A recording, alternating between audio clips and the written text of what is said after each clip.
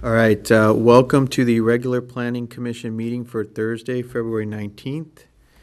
We will start with roll call. Thank you. Commissioner Spears? Present. Commissioner Pevsner is absent. Commissioner Pascal? Here. Commissioner Fryman Hunt? Here. Commissioner Buckles? Here. Vice Chair Goldstein? Here. Chair Desai? Here. And before we go to the approval of the agenda, we report out of closed session. The Planning Commission met. Yes, thank you, Chair.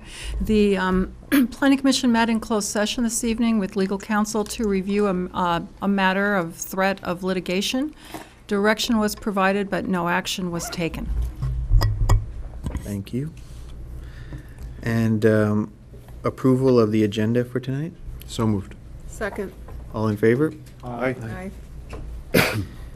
Approval of the minutes of January 15th? I will move we approve the minutes. I second that. All in favor? Aye. Aye. I'll abstain. I was not here. All right. All right, at this time, any person may address the Planning Commission concerning any item not listed on tonight's agenda. When coming up to the podium, please state your name and address for the record and limit your comments to no more than 4 minutes.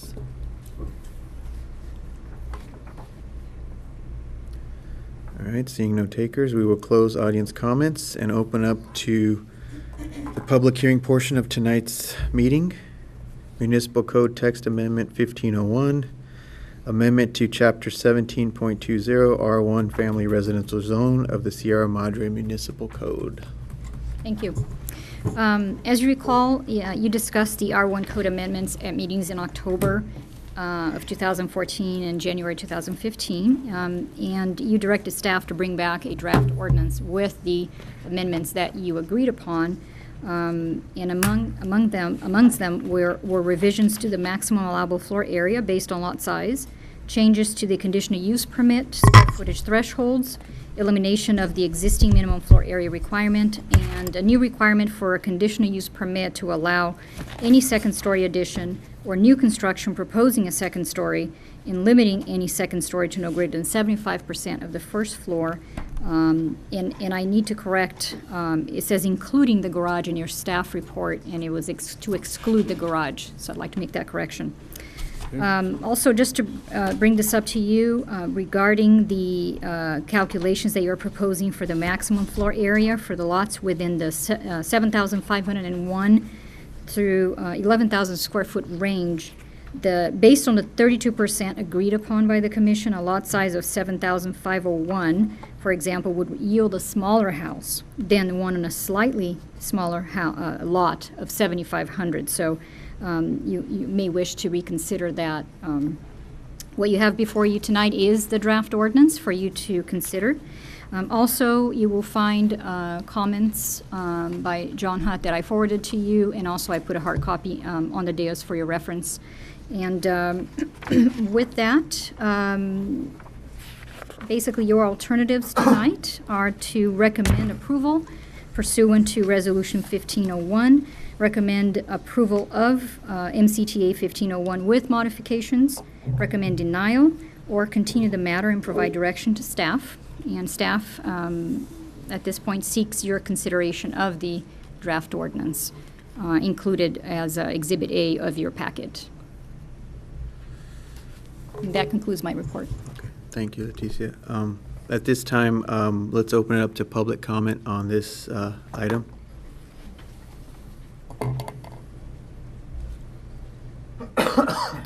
Really?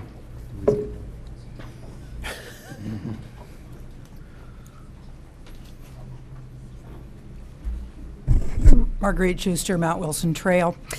Thank you for moving ahead so expeditiously on the vital building regulations before you this evening. As we all know, this is our one chance to put in place the kinds of restrictions that can keep us from being overrun by the sort of development we do not want. And speed is of the essence if a critical mass of inappropriate construction is not to be reached. The most important thing you can do is pass something robust this evening. not allowing the needed action to be bogged down by any secondary matters, however worthy the tweaks might be. That said, I basically support the tweaks suggested by Preserve Sierra Madre as further elaborated in John Hutt's letter. And I especially hope that you will indeed exclude not only the garage from calculations of allowed second-story area, but also any auxiliary buildings. This matter is important in every case, but especially so when there might be oversized 3 or 4 car garages or other buildings that could be sort of roped in to try to get a larger second story. I also trust that some sort of CUP, major or perhaps minor for smaller projects, will indeed be included for all second stories, thus allowing design guidelines to come into play for all such projects. Getting the basic regulations passed immediately is the crucial first step. But the critically needed second step will be these design guidelines that, for example, might use the precedent of the already required larger front yard setbacks on sides of blocks where large setbacks are the norm to curb, for instance, any second stories on sides of blocks where no second stories currently exist, thus robustly protecting the privacy of current residents. I want such protections very much indeed, but first things first. Please lay the foundation tonight, and thanks again for your good efforts.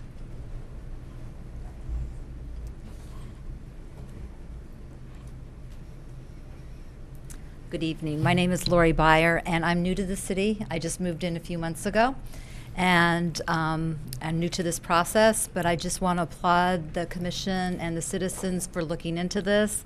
I personally moved to Sierra Madre and paid premium square footage to live here and to have the quality of life that we have here. And I selected Sierra Madre and the street that I live on for that very quality of life in terms of what we have in terms of our housing. And I would love to see that we preserve this. So being the newbie, I would just like to echo what is just said and thank you for considering this and applauding Preserve Sierra Madre for their efforts, and hope that we continue to work together and looking at this issue in the future. Thank you.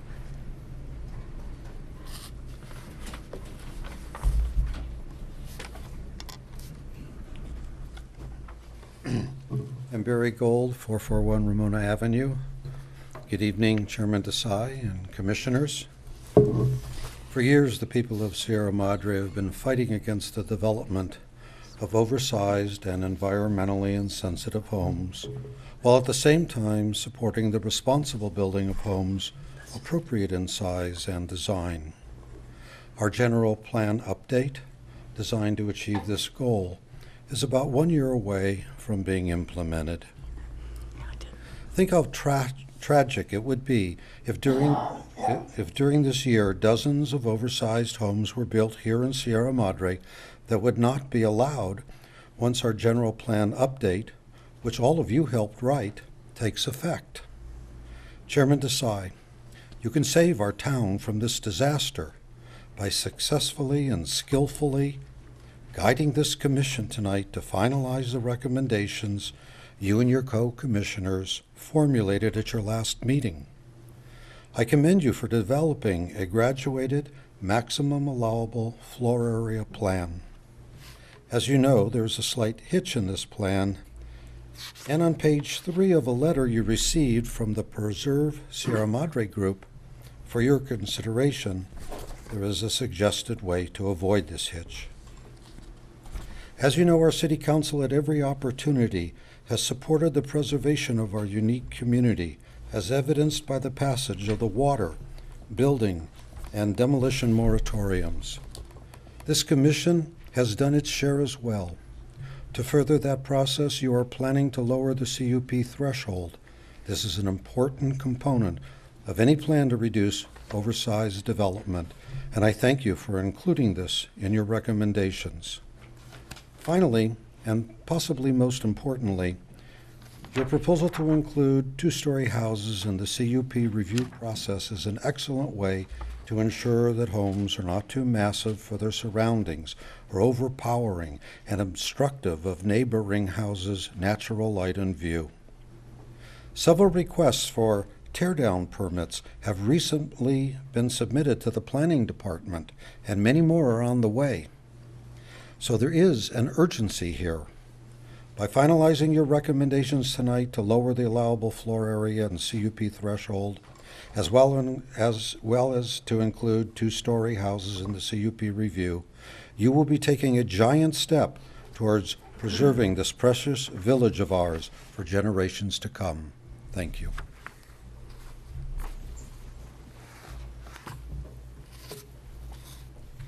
Good evening, Commissioners. Debbie Sheridan, Valley Vista Drive. First of all, Matt Bryant could not be here this evening, so I am going to read what he has written.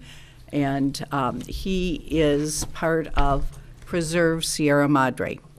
First and foremost, I also want to commend all of you for recommendations you made at the last Planning Commission meeting in regards to lowering the floor area limits, lowering the conditional use permit threshold, and finally, for your recognition of how a second story can often have an adverse impact on the neighbors. All of those changes are vitally important if we want to preserve the village-like character of our town. Included in the staff report was a specific proposal from Preserve Sierra Madre that discussed all of these issues. I would like to highlight just a few of the recommendations from our proposal. With the floor area limits, the difference between your ideas and ours is fairly insignificant.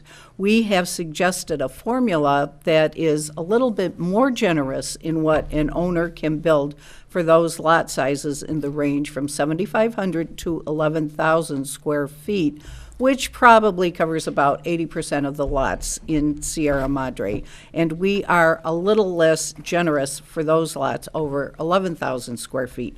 In regards to the CUP thresholds, you are all to be commended again for wanting to reduce the CUP threshold from its current 4,000 square feet. Sorry. In regards to the CUP thresholds, you are all to be commended again for wanting to reduce the CUP threshold from its current 4,000 square feet and for recognizing that second-story homes are much more likely to adversely impact on a neighbor's view, light, and privacy. The three-tiered reduced cup thresholds combined with making it mandatory for all second stories is a great improvement, making us hesitant to suggest anything different. But because there is more than one way to skin a cat, we would suggest that in regards to the CUP triggered by the size of a home, that rather than the three-tiered proposal, you would simply trigger a CUP for any home that is 90% of its floor area limit, and then becoming automatic for any home starting at 3,500 square feet. This would result in an added benefit of perhaps incentivizing owners to build homes that are less than 90% threshold in order to avoid the cost and delay of a CUP. When the second story is the trigger for the CUP, rather than have it applied to all second stories, we would suggest a minor CUP if the second story does not exceed 50% of the first story, not including the garage or any guest house. That way, the owner who wants to do a reasonable and modest addition does not automatically have to go through a full CUP. Under the minor CUP, the Director of Planning and Community Preservation would have the authority to determine if a project meets all of the findings for a regular CUP, and the neighbors would still receive notice and have the right to appeal that decision to the Planning Commission for a regular CUP at no cost. So the protections for the neighbors would still be in place. And if it doesn't bother the neighbors, why force the homeowner doing the modest addition to go through the cost and delay of a regular CUP? If we have all second stories trigger a CUP, it may result in encouraging even bigger homes as owners figure that if they have to go through the cost and delay of a CUP, they might as well build the biggest home possible. I will end by just reiterating our gratitude that you have taken up these issues and for the improvements that have already been proposed. It's important that we try to get out in front of these issues because whether it's Arcadia or Monrovia or San Marino or certain districts in Los Angeles, people are now waking up to the fact that if we don't put reasonable measures in place, we will have lost the character and identity of our town as manifested in its architecture. We think Sierra Madre is worth saving, and we're glad that you think so too. And the pictures that I asked be passed around to you are on Camillo. We have talked over the months about the 2 houses that have gone up on Camillo that at least the neighbors were told would be moved into as soon as they were finished. And of course, they were done by a developer. And now this is a house that is three doors up from those 2 houses. What I'd like you to look at is the fact that look at how large that house is and how close it is to the neighbors on both sides and how it towers over and will tower over the 2 houses on either side. And those neighbors are losing all kinds of privacy and their views. And I would like you also to know that I have gotten several phone calls today from people who could not be here this evening, and I would like to commend you myself too, and thank you all. Thanks.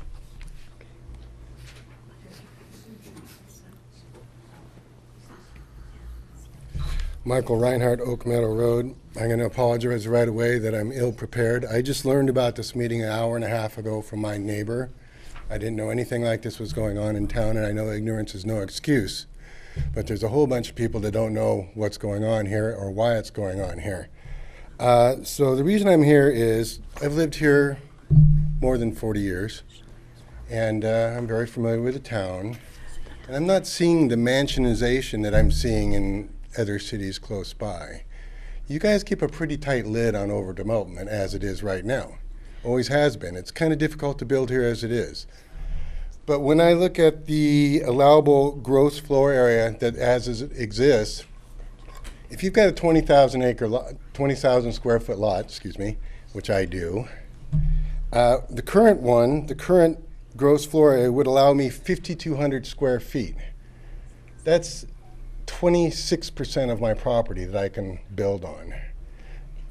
In no way can somebody think that 26% of property is overdevelopment and mansionization. It's just not real. You know, I mean, I came here and I bought that lot so I could do what I wanted to do. I don't want to do anything crazy or wild. I don't want to do a second story thing. But the standards as they are right now are fair. You people have CUPs. You can look at any project that deviates from the existing standards, and you can react in that way. There's nothing else that needs to be done. And then regarding the comment on the second story, I'm either here or there at second story, but to ignore the footprint of the garage in computing the size of the second story is cherry picking at its finest. It's either square footage that's being counted or not. And if it's being counted in one instance as total building, then it's part of the total building envelope. You can't just get rid of it so that there's a smaller threshold for the second story. It's cherry picking. So that's about it. I'm really ill-prepared. There's a lot of people that don't know that this is going on now, and as I said, ignorance is no excuse. But having said that, I really see no reason to go rushing into this. I know I've missed a meeting. I know I'm new at this. But the way things have been for the last 40 years haven't been so bad here. You know, so I think you guys are doing a good job. I don't think you need to overreact and make anything tighter. You guys have a pretty good system in effect right now to keep things under constraint. Thank you.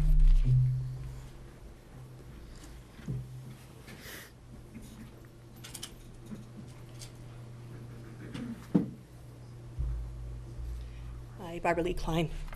Wasn't prepared to get up, but just wanted to thank you also. We see changes coming, and for years, Sierra Madre has operated on what we have a good base. But it's time to go ahead and tackle and make the necessary changes that our past council members, our past planning commission members really were striving to safeguard what we have here in town, including Bob along with the fire codes to make sure that we're really on top of everything. Driving through a lot of areas, I was down in Beverly Hills today, West LA. I'm seeing houses very much like the ones on Camillo pop up throughout Los Angeles. I thought, oh my God. So thank you for what you're doing tonight, not only last couple of years, but for generations since Sierra Madre's been here. It's time to go ahead and tackle all the different loopholes that we know we have in our zoning areas, and to go ahead and finally close those and safeguard the town so that the next generations that we have here will be able to say, this is what my parents and grandparents had and remembered growing up. Thanks.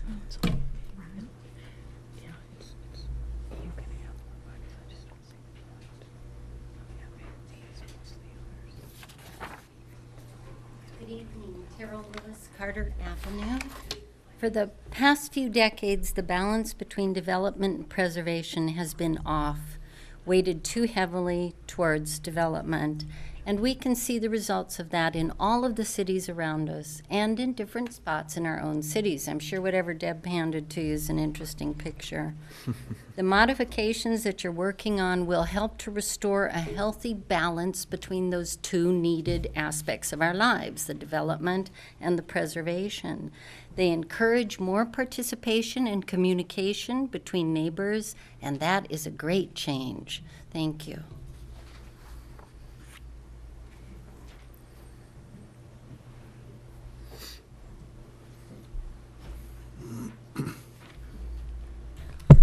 Chair and Commissioners, John Hutt, Sierra Meadow. I'm mostly here to sort of walk through some of the zoning code changes that I sent to you in my letter, and also answer any questions. Before I get to that, I did want to thank you again for taking this on. I realize that this has been a lot of work for the commission and staff. I know you guys drove to a lot of properties, looked at a lot of different things, and also took some politically difficult and bold choices, and I commend you for that. And when you pass this on to the city council, they'll pass it in one meeting and take all the credit. That's what politicians do. But we all know who did the heavy work to tee it up, so thanks again for that. As I said in my letter, I worked with Matt Bryant and others at Preserve Sierra Madre so we could try to present to you a coherent package instead of sort of the all over the place things that we individually suggested at prior meetings. I entirely agree with all the recommendations in Preserve Sierra Madre's letter. I think that they take your fine work and tweak it a little bit to make it even better. The letter that I sent you shows you what the code amendments would look like if you decided to adopt those recommendations, so you can just plug them into the ordinance and move this along tonight. The Exhibit A is an amendment to Code 1720.025, which would implement the CUP threshold on size and second story, and implement a minor conditional use permit for second stories under 50% of the ground floor. It eliminates the concept of allowing a non-conforming second story to align with an existing grandfathered first floor. Yeah. It also employs the term gross floor area, which is the defined term. And it also states that a CUP or a minor CUP is required, which our old code for some reason never actually said you have to do this.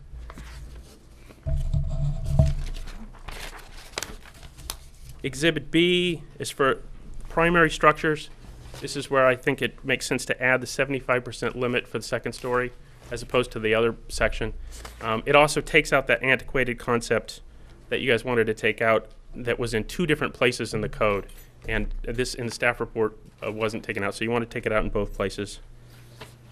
Exhibit C, 1720.125, has the allowable gross floor area, and this is the calculation with the marginals at each tier, so you wouldn't have the hitch. And it also clarifies that those limits apply to all structures in total, in aggregate on the site, and not to each structure on the site. With regard to 172130, that's the minimum square footage. I didn't include exhibit because you guys are deleting that, and that's the right thing to do. It just needs to be deleted. 172135 is a section that requires a CUP for over 4,000, but not all the reasons that are listed in the conditional use permit, and that should be stricken and put into 1720.025, as I've suggested. And then finally, 1760.055 is the language for minor conditional use permits. I've added a section that for minor conditional use permits triggered by second story, you would have the director also make the additional findings that are made with the sort of anti-McMansion that are called, that you would normally make on a CUP, so that the findings would be equal, whether it's the minor CUP or a CUP. And then if it were appealed from a minor CUP to a CUP, you'd still be all working with the same findings and have the same ability to deny or condition a project that didn't meet those findings. I also noted in brackets that the minor conditional use permit does not require a signage be posted on the property like a CUP does. And I know that's not what anybody else talked about before this, but I wanted to let you know that the processes aren't exactly equal. And so if you do want to require signage that's similar to a CUP, that's language you can do it, or you could wait and do that, you know, at a later date when you sort of look at all those notice requirements together. Finally, one other thing is the Preserve Sierra Madre talked about an appeal at no cost.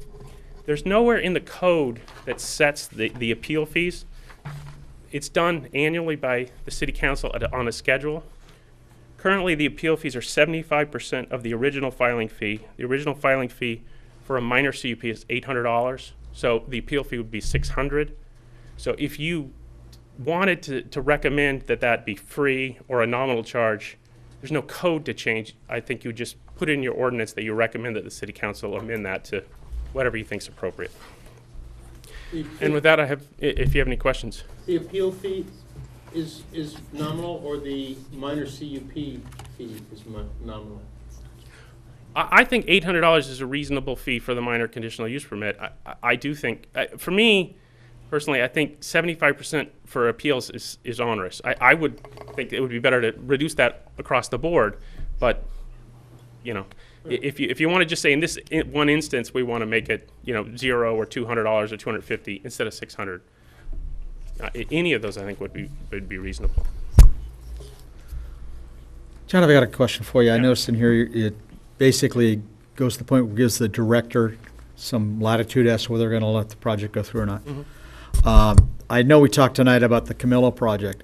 That project never came before this commission because the director let that go through.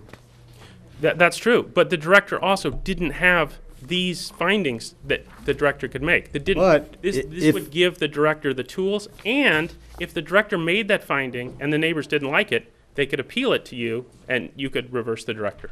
And then again, if the people didn't like what you did, they could appeal that to the city council, and they could reverse that never happened down the line.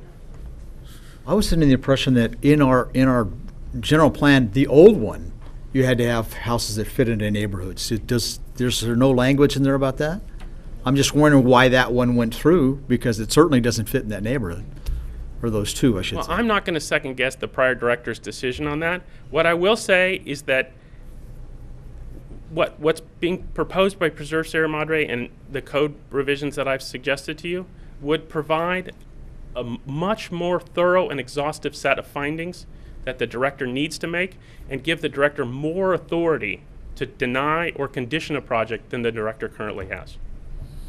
Okay, by but adding the additional findings for the minor CUP? That's right. By adding so those, they would essentially the findings match for the the CUP. CUP and the minor CUP would then essentially be the same. that's right. So if it's appealed to us, then we would have, it would be apples and apples. It would be apples and apples. And keep in mind, the Camilla project didn't even have a minor CUP before. Right. So Wasn't they didn't even make No, the it was- regular findings for that. Yeah. John, Yes. A question for you on the additional, on conditionally, on the CUP finding for aggregate gross floor area. Just the thought behind why, I think you want to capture on the lower end, that's why you, 90% of the lots, the buildable lot area for, as your CUP threshold, but is that, because right now we have, what we're suggesting is a stepped method, but I think the goal of this is to capture projects basically down on the lower end as well. Yeah, I think if you compare in the Preserve Sierra Madre letter, the graphs on page 4 and page 5, I think you guys don't have them in color, so me telling you the green and blue line isn't helpful. But you can see that there are portions where if you have it stepped, like it was talked about at the last meeting, there's some sections where the CUP threshold is actually higher than the maximum, so it would never be applicable. Yeah, but And so the idea with it being at 90 is that there would always be some level of section that if they got right up to the edge, they would get reviewed. Now, if it was a really small lot, you know, it's not going to be much.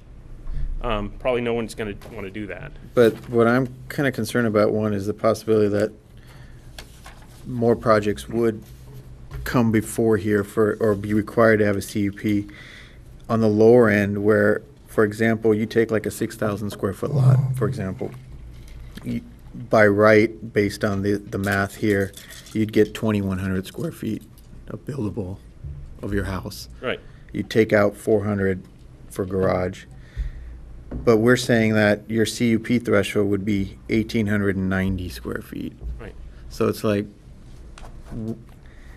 I don't know if the intent would be that we want to see that project, so therefore we're going to kind of keep the threshold very close to that, or we're okay with that, and because the CUP threshold at that level would be 2,500 square feet. So we would never, if they met all the other parameters, we would never see that project. Right. I mean, But we're talking about such, those are policy choices to make, and I respect either choice. If you want to say, look, on houses under 75, on lots under 7,500 square feet, let them build up to the max square footage as long as they don't get to the second floor, and we don't care. I think that's a reasonable position. I think that if the 90% was the intent was to give some room there so you could encourage people to back off from maximizing right up to the line. but the maximize at that level is so small, like in terms of percentages. Like even at 7,500, if you'd cross the threshold, because you're at 2625, and your threshold for CUP is 2,500, right? So you were talking about even lots smaller than that, probably 7,000 and less, or 6,000 and less. So it seems like, I don't know, it didn't make, I'm trying to figure out what the intent was, and I think it's just to get them to reduce the size even more, that 10% essentially. Yeah, I think so. I think that the idea is that if somebody has a definite design that they really want to do, and it's more than 90%, then they can do a CUP and bring it and show it, and the commission can look at it and say we agree. And if they're just sort of the proverbial evil, out of town profit maximizing developer, they're going to go to 90% and stop.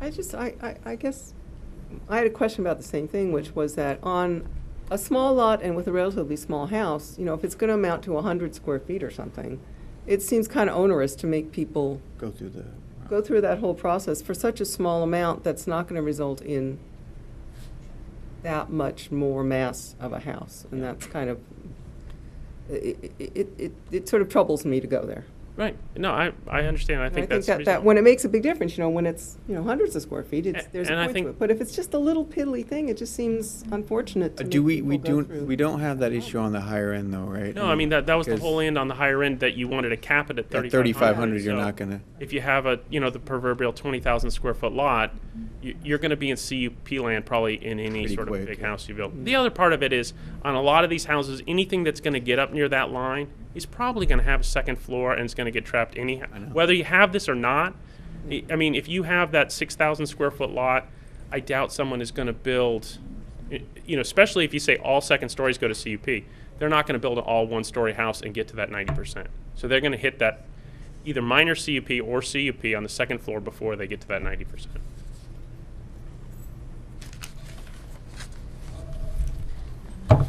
Thank you. John, thank you for this. It was very helpful.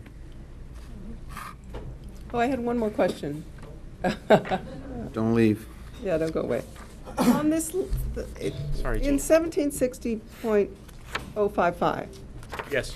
is there additional language added into the determination there?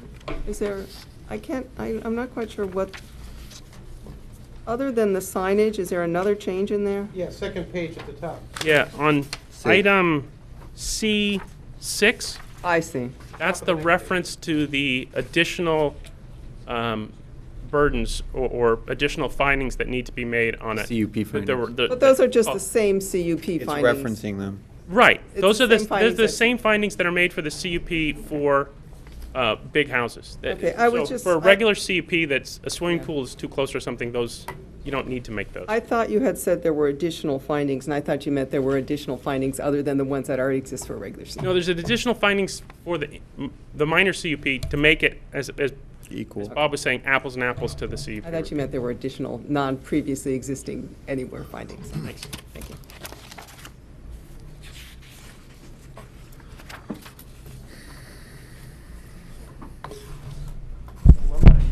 Good evening, Commissioners. John Vandeveld, North Hermosa. First, I was going to say, I read through the steering committee's letter from Preserve Sierra Madre, and in general, I think a lot of the recommendations are great as in terms of getting rid of the hitch in that one graph in terms of allowable floor area. One suggestion I was going to make, on the very first page where it talks about maximum floor area, it says eliminate the allowance for 2,100 square feet on any lot. And I remember that being an issue with some of the small lots. I don't know if we have any lots under, what is it, roughly, I think it's, doing the math, it was 2,570. When you get to that size lot, your allowable square footage is 1,000 square feet. And if you look at the section in our canyon zone, it basically says once the lot drops below a certain size, you're still allowed to build 1,000 feet if you meet all the setbacks and height limits and such. And so I think rather than have a 35% limit for all the lots down to 0, once you get below, again, I think it's 2,570, once you get below that number, maybe you allow people to build 1,000 feet to make it comparable to what we allow in the canyon. And again, I don't know how many lots that small are in our R1 zone, but I think it's something to consider. The second thing I was going to point out, this issue about the second floors, my fear is that we have something in place that I think is already doing a lot to limit that second floor, and I think this idea of limiting it to 75% of the square footage on the first floor is arbitrary. And what I mean by that is, for instance, let's say someone has a large lot. Let's say they have setbacks on either side that are more than 20 feet on the sides. They have 50 feet in the front, 50 feet in the back or more. And if they want to build a very small house but make it 2 stories, we're saying, no, we'd actually want you to increase the size of the first floor to make that second floor comply. So let's say you have a 4,000 square foot house, or you can build 4,000 square feet, and someone would rather build 2,000 feet, stacking 1,000 feet on top of 1,000 feet. And we're saying, no, we're going to insist you expand that first floor by another 1,000 feet to build 3,000 feet, and now your second floor complies. So to me, the minute we have a second floor review requirement because of CUP, you're already going to get a chance to kind of see whether that second floor fits the context of the lot and the neighborhood. And by just saying that second floor can't be the same as what's below it, doesn't make sense. I also agree with the comment earlier that if we're going to count all the square footage when it comes to the CUP thresholds, meaning accessory buildings and garages, then those should also count when we're offsetting, that balance of how much is on the second floor. Because to me, I think one of the best ways for an architect to reduce the mass on a lot is to pull structures apart and not bundle it all together. And that kind of goes back to another point where I'm convinced that this raw square footage number is really not what people are upset about. I think it has more to do with how the floor area is stacked and how close it is to adjacent dwellings. So I think looking at things like setbacks makes sense. We already have wider side yard setbacks in any surrounding town for our wider lots. If you want to look at a loophole, I would say our rear setback at 15 feet is pretty small. There's no reason that couldn't be the same as our front yard setback at 25. We have an angle plane that also pushes our homes in from the side property lines. I think that's going to reduce the mass, and we also have definitions that are more inclusive as far as square footage. So to me, I think our new R1 code, by capturing more square footage and adopting the angle plane and doing things like counting double height volumes twice, we're already in effect reducing what people can build. We're counting all porches that face any direction other than the street.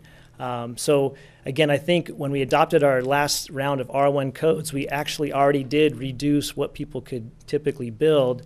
And I think, again, it's the massing and it's the proximity to its neighbors that people object to. And I'm still concerned when I hear the homes. I don't know who developed those homes on Camelo, but I know they were approved and reviewed under our old set of R1 standards. So for us to continue to point to them and say, this is what we have to stop, I think it's not fair, because our new R1 standards would not have allowed those homes. Our new R1 standards would have made those second stories set back from the first stories because of that angle plane. So I think that needs to be taken into consideration. Yeah,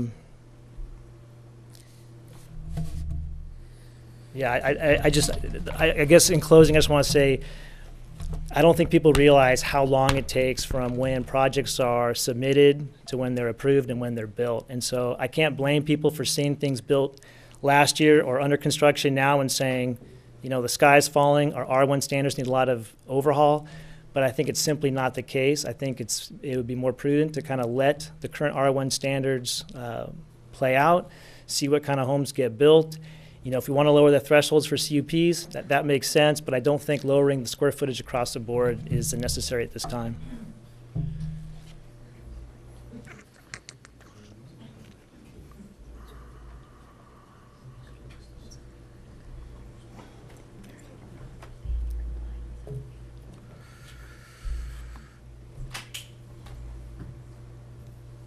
Caroline Brown, Alta Vista Drive. What I want to point out to you, something that occurred here recently in Sierra Madre that I don't believe anybody else in the room knows about, that points to why you need to pull all these design and building constraints into what the city of Sierra Madre wants.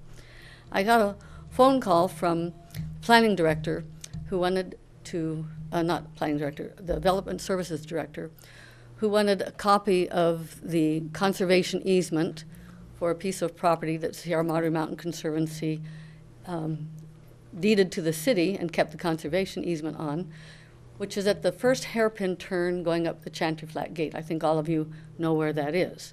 But you probably don't drive through there and notice that on the pavement there's a sign painted there that says Arcadia here, Sierra Madre here.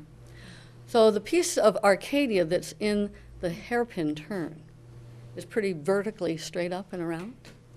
But leading into it from Sierra Madre open space is actually an approach.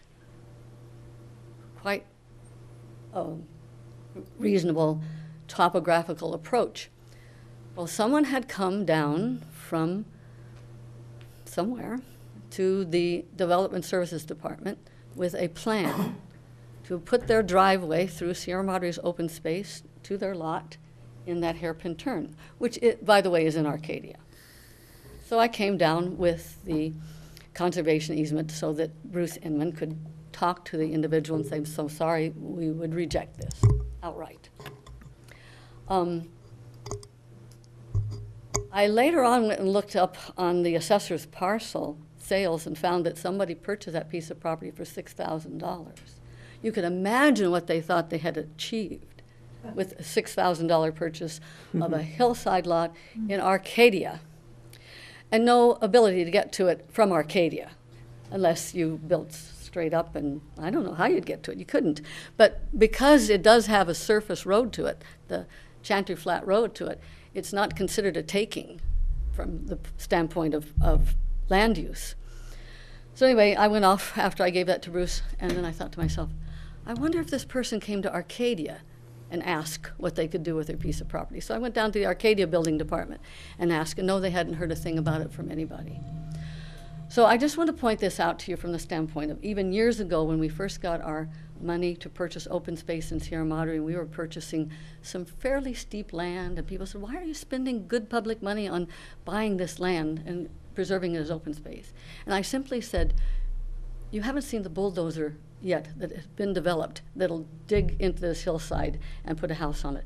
But we have seen that recently all over the Hollywood Hills, where people have built retaining walls that are 6 stories high, in Glendale even, so they could put a house somewhere in there. So what you're doing tonight is crucial, even though there have been some changes recently in your code in terms of the building envelope that was taken actually from the hillside, canyon zones efforts when that was first discovered, and you were talking about it at the same time we were talking about it, but we got it into place. So I think what you're working with tonight and the concerted effort that you're making here is going to do the whole city of Sierra Madre a whole lot more good, and I thank you.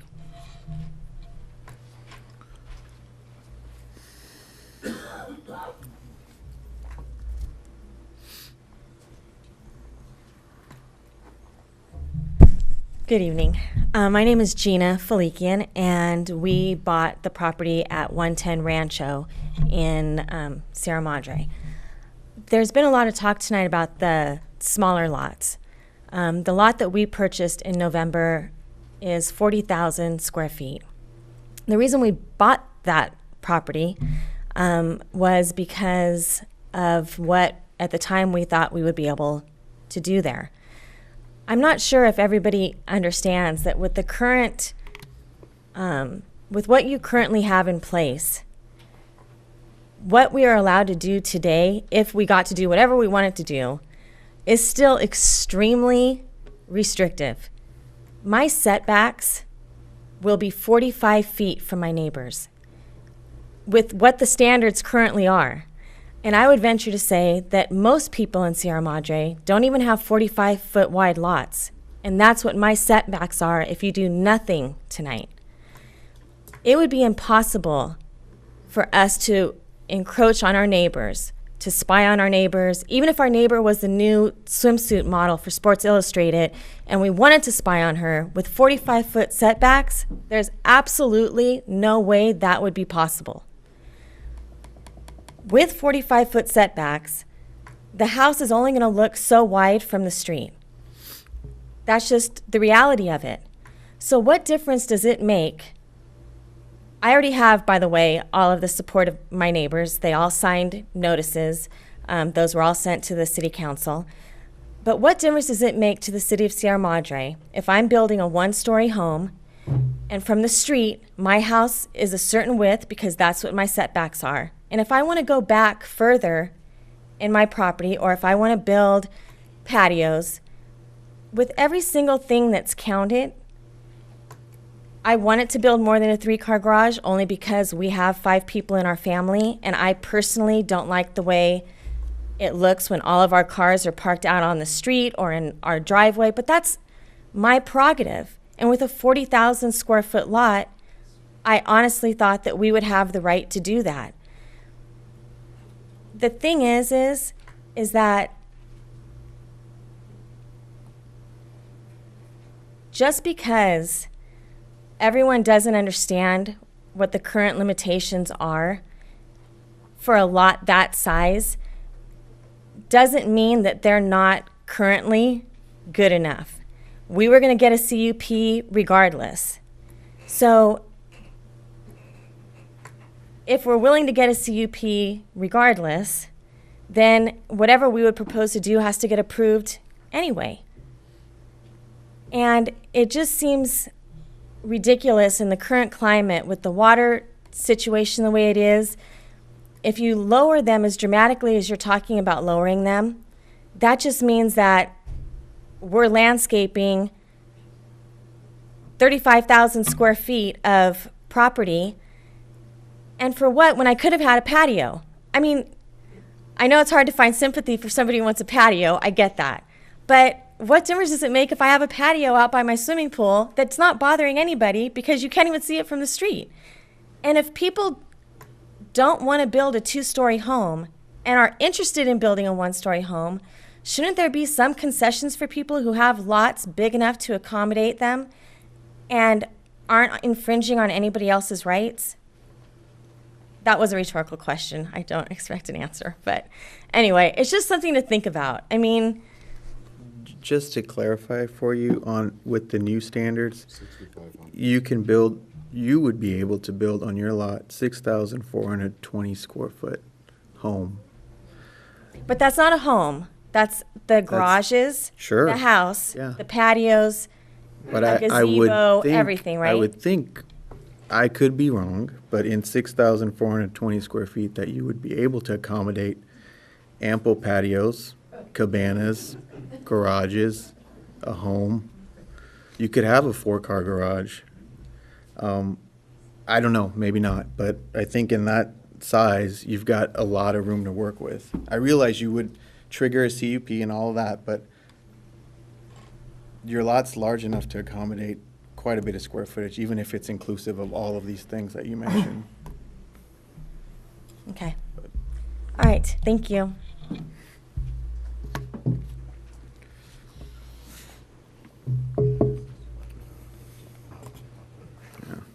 That's pretty good. All right, we're going to close public comment and bring it back to the commission here.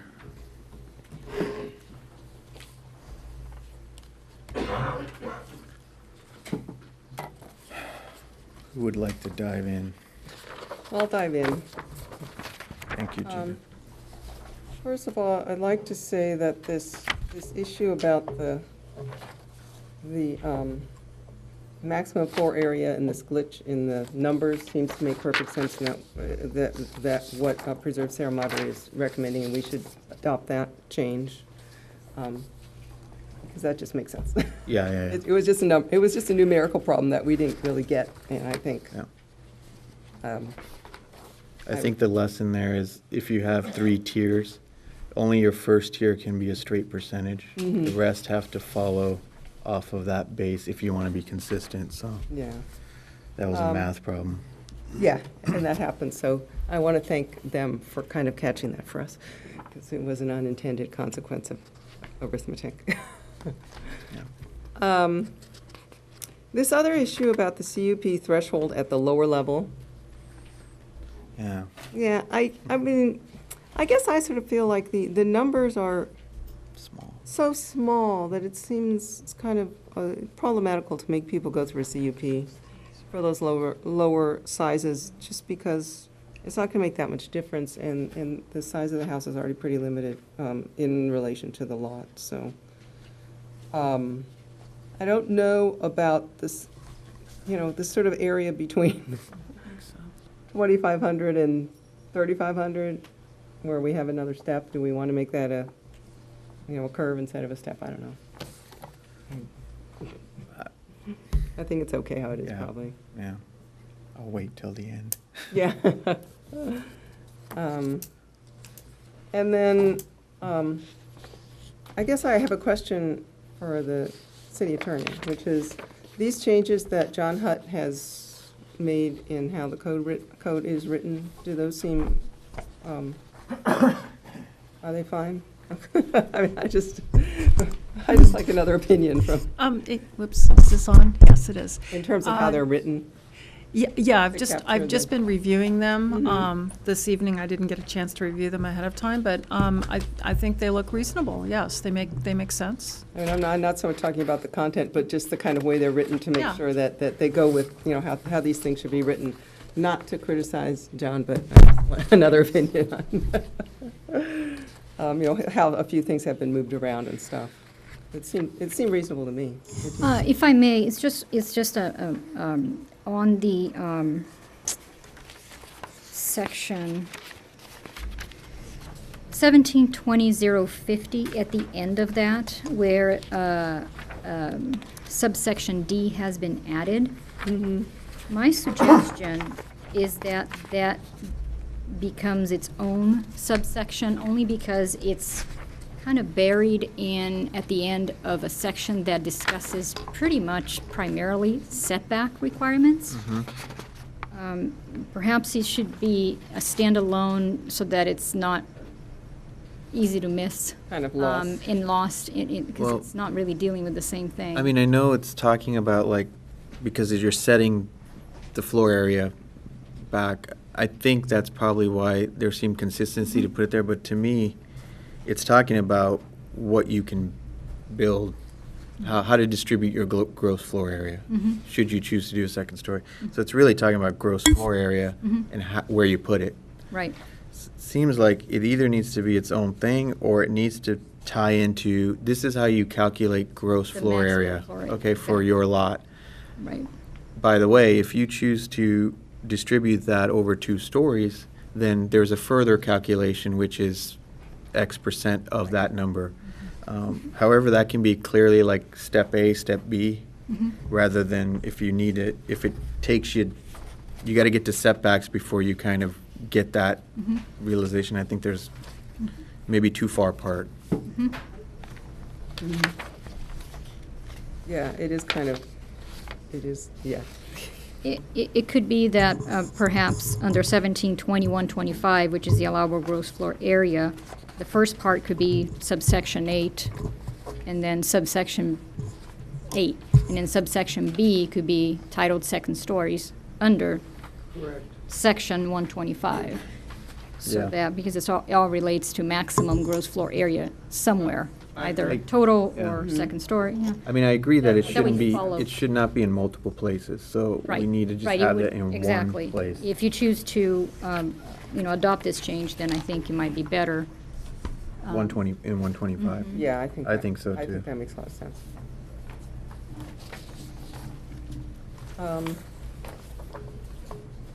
I just have one thing that I've been thinking about a lot, which probably doesn't exactly belong in here, but I just want to bring it up, which is, there's this issue going on about the demolition permit issue. And I've been thinking about how, when something is either replaced with a new building or there's a big addition onto a building, what gets to people is the change from what was there. You know, if there's a 600 square foot house or a 1,200 square foot house and you add 1,200 more feet on, or if there's a bigger house and you add 1,200 more feet on, you get a different feel about it, and it has to do with what was there. It seems to me that when we're reviewing projects, it's really important for us to see what was there in terms of how it's affecting the neighborhood. What the starting point is. And we often see this on the plans. We'll see a little outline of what was there, but you don't actually see what the building was there. And I don't know if that can be captured here or what, but it just made me think it's something that you want to think about. It has to do with the change, the effect of the change, not just the total mass of it. Because that's how much it's affecting the neighborhood. And I'm not exactly sure if this is something we can capture, or we just want to think about, or that when the application is submitted, we get pictures of what was there or what is there, so that we know what was there before. And the applicant, if he comes before you, they are required to provide existing, photos of the site, and also the existing elevations. Yeah. And the But if proposed it's been elevations. demolished, we don't see it. Correct. Could be part of the demolition application. Yeah, I mean, it seems like maybe part of the demolition application is to preserve pictures of what was there, to submit pictures of it. That is something that we can certainly. I mean, that's not really include part in- of this, but it has to do with this change, what As a ends up reference. there, as a reference to what is or what was there, because, it's not just the fact that it's a gigantic building, it's that it's a gigantic building and it used to be a tiny building, or a much smaller building. Yeah. It's just something I'd like people to, sort of think about as we go forward with this stuff. Yeah. Because I think it's change that makes people mad.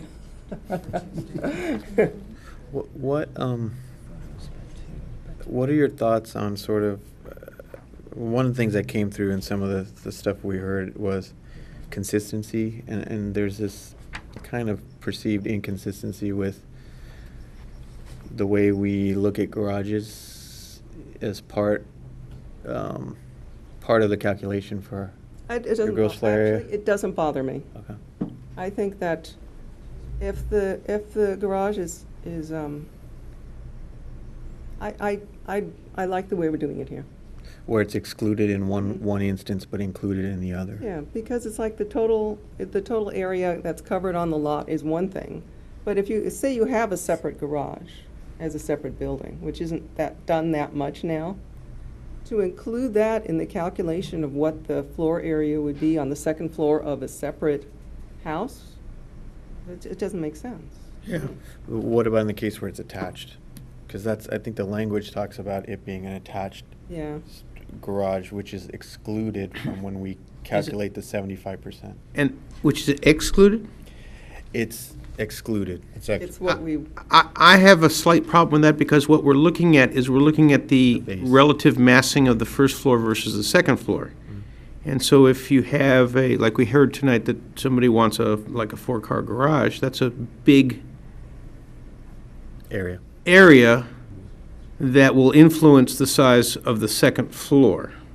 Whereas if they had a 4-car garage on the back corner of the property, then it would proportionally reduce the size of the second floor, you know, if they chose it. Does that make sense?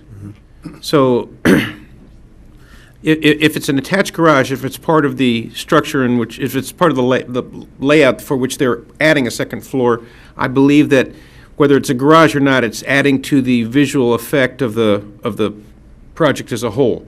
Whereas if it's a garage that is somewhere else on the property, and we have someone here tonight with a large lot, and they could have easily put a garage at a different place, it wouldn't visually, the community wouldn't see that as as part of the addition to the second floor. Yeah.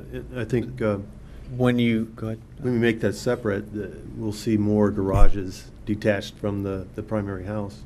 And I think that'd be good for large lots. If we didn't include it, currently the way we wrote it, like you get 75% of the primary structure. Right, but whether it's attached or not. It's attached. But the way we're proposing it is either way. I think what you're saying, Bob, is you want to treat it one way if it's attached and one way if it's not attached. Correct, because I believe visually it changes the appearance of the project. Right now, it goes both ways. But then are you gonna have the regulation for large lots? When somebody goes, hey, I've got a large lot, well, it's not really. It doesn't matter, it counts. We're counting it in the maximum allowable now. The only calculation that it matters to right now is if we stay with the 75% maximum second floor, the question is whether an attached garage is included in calculating the 75%. It's included in the maximum allowable. So the only thing we're asking is, if it's not connected, obviously, it's not going to be included. The question is, if it is connected, should it be included? Because to Bob's point, it would allow a larger footprint that you could recess something on top of it. Yes. Yeah. and it would also allow a larger second floor. But That's what we're talking about. right. Percentage-wise, it'd be 75% of your. You've still got your maximum allowable. You just question. Yeah, your gross floor area doesn't change. Right. But it's the proportion between the first floor and the second floor is what changed. And see, I think I'm okay with including it for the consistency's sake, because I know it's gonna add, you can distribute more second floor square footage. It's gonna be 75% of 400 on average. Yeah. But I think we're gonna see the CUP threshold, I think, would be triggered No matter what. to see that because of the second story. Well, it's gonna be triggered no matter So I what think we would have the opportunity to look at how that mass is distributed, even though it's, you know, a little bit more. We'd have the oversight. Either way, Yeah. Yeah, I just think if you exclude that in an attached scenario and cap the second floor at 75%, I think that's a pretty tight So, restriction. Yeah, I Where, would, where's this language? I'm trying it's, to- there's no page numbers on here, but I can read it to you. Right now, you're talking about what it says right now? No, what's the proposed language we're looking at? Well, it says the gross floor area of the second story shall not exceed, either by addition or new construction, 75% of the gross floor area of the first story of the primary structure. In calculating the gross floor area for this purpose, the area of any and all attached garages, second units, accessory structures, and other structures other than the primary structure shall be excluded. So the pool house and the cabana But in the the back and detached stuff stuff I like get. that. Detached don't stuff I count. get. Attached, so you want to. Attached garages. Attached is the word. Yeah. In one instance, we include them, which is in the GFA to calculate it, but then Yeah. in the instance of distributing that, we exclude it. Mhm. And the purpose, we thought, was, well, then that just allows you less area to put up there because your base is Right, yeah. But I don't like that inconsistency, and I don't think you're gonna capture that much more square footage that you wouldn't get to see You're gonna how it's see it anyway distributed. because of It's not gonna disappear on you. 75% of I don't really- 400. Yeah, I don't really it could be feel- I more, don't- it could be I don't feel that 600, strongly about it, but- and if people feel that that makes more sense, it's good, I'm fine with that. What, John Hutt's report differs from what we have is this 50%, 75% Yeah. issue about the second floor. No, it's not, he's saying give them an exclusion on a mandatory CUP if they only come in Up at to 50%. yeah, and but. An incentive, I would say. And the right? maximum allowed is still 75%. Still 75%. 75%. And I've been sort of racking my mind about this, trying to think about how would it go wrong, right? What is someone going to do that's going to drive people crazy next door if they can add up to 50% on the second floor? That's the issue. I mean, I think it's probably, I don't know, but maybe architect-type people might have a better idea of what could sneak through with that. Yeah, That would what be you're saying undesirable. is so that was my question too, and everything else I'm consistent with. And I think it's a clever idea because it does incentivize someone to make a smaller second floor. However, the point of bringing it forward was to be respectful to the neighbors, and if they take the 50% and put them on your side and not on your side, then you're happy, but he's not happy, and we didn't look at it. And Or so they that's take- the only place where you could game Or the if they take- system. Yeah. Is that we're just not gonna see it, and so you say, great, they built a smaller second story, but they pushed it off to one side, so one neighbor's happy and one neighbor's not happy. That's the only way I figured they could game it. And because it's less than 50%, it wouldn't be a CUP? It'd be a minor. It'd be a minor CUP. So it'd be at the counter, not the A counter, minor reviewed by one person. administrative. You know, that's where I got a problem with it. One person's gonna look at this design that's impacting the whole neighborhood. You know, Well, like I said, it's a clever way to try to incent them, but it's Yeah, an I easy know. way to game it, and someone's gonna wind up possibly unhappy. I mean, even with the other things we have with the angle plane and stuff, Yes. somehow I just feel like, I just have this feeling that something horrible could really sneak through with that. If you're on the wrong side of the property. Yeah, I don't know. But I to just- be, I mean, to play the other side a little bit, like, when you get it down to 50%, like, I know you can design a box in multiple ways, but you're really limiting, I mean, that's a big chunk, like, typically your ground floor is gonna be larger in general, just because of the functions that are housed in that programmatically. But when you go to the second story, it's mostly, could be rec rooms or whatever, and bedrooms and bathrooms for the most part, office space, things like that. But 50% really knuckles you down to like the bare essentials. Like you're not going to be able to squeeze a lot of extraneous program. I don't suspect a lot of people will be but- taking us up on it. Yeah, It's just R1 though, right? Yeah. Yes, yeah. I think I don't know. I mean, I don't mind it as an incentive, but I think, you're really putting the knuckles down on at 50%. It can be done, but You won't see many of It's them. unlikely. it's going to be tough. From a programmatic standpoint in general, I think it's. Yeah, what do you Yeah. think? No, I agree. Yeah, I mean, I sort of, I mean, what I'm thinking of, is it going to be, squeezed to one side, is it going to be squeezed to the front, is it going to squeeze to the back, is it going to be, somehow put in a way that makes it really awkward, really unpleasant to the neighbors, something, what could happen? I haven't come up, But and I we think, know, at that But point. we know that they're gonna have the angle planes. Yes, And so so it can't be therefore, strictly- the plate is gonna be somewhere Yeah. in the center of the floor plate of Yeah. the ground floor. Mhm. My only other question on the, so again, I see the merits of both of those. I obviously agree with closing the gap on the maximum floor area, and I think we've reached a bit of a I think we've reached a consensus on including the garage in the calculation. My only, and I like our proposal of the stepped CUP triggers, yeah. My only question is to the one comment that was made, is 75% as a maximum second floor too blunt of an instrument, or is that fairly architecturally standard? Well, it's not out of precedent, so it's not like out of thin air. I mean, there are jurisdictions, there are very large jurisdictions nearby us who utilize that. So it's not something that's just,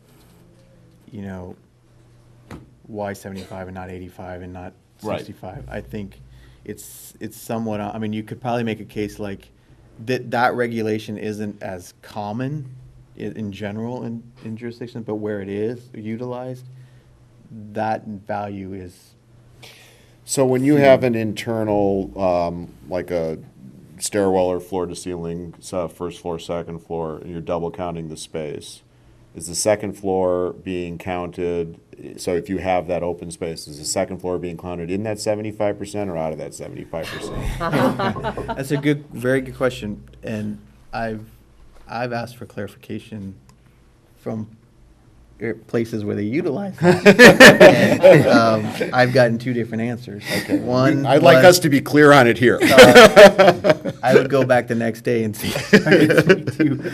But you would get one where they would just count it on the base. Right. And they would, In which because case you'd that fit. would Then be. you'd fit. And that's to your advantage. Open Well, air. then the 75 would fit. Right. You only counted Many it once. times they do count it because what they're really after is the enclosed mass. Right. So even though the stair floats through there and there's no floor, that you have an enclosure which is the mass. So then Right. they do count it.